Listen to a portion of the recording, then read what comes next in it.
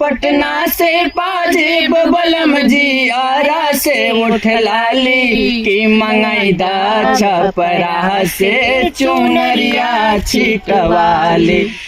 माला जी और मैं रिंकू विश्वकर्मा आप सबके बीच एक बहुत प्यारा सा गीत है, बहुत पुराना गीत है, शायद है कि आप लोगों को भी अच्छा लगेगा क्योंकि मुझे भी बहुत अच्छा लगता है।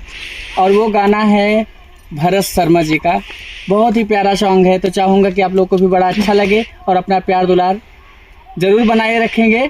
और सबसे पहली बात ये है कि नए हैं जो चैनल को सब्सक्राइब ज़रूर कर लीजिएगा। तो पहले गाना सुनते हैं, उसके बाद फिर मिलते हैं।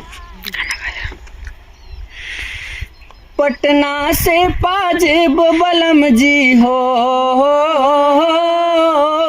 पटना से पाजेब बलम जी, आरा से उठ लाली की मंगाईदा छपरा से चुनरिया छिटवाली, मंगाईदा छपरा से चुनरिया छिटवाली।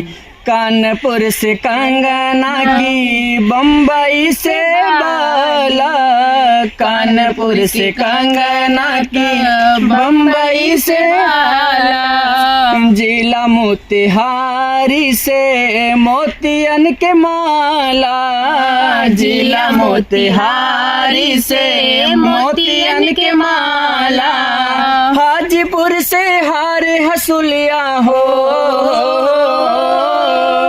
हाजीपुर से हार हसुलिया, हासरथ से हाली की मंगाईदा छपरा से चुनरिया छिटवाली, मंगाईदा छपरा से चुनरिया छिटवाली।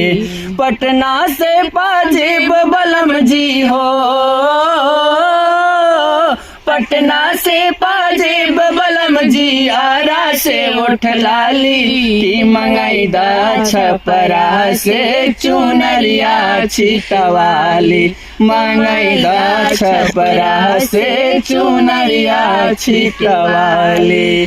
तो गाइस गाना कैसा लगा आप लोग कमेंट बॉक्स में जरूर बताइएगा। और यार बहुत बड़ा बड़ा गाना ना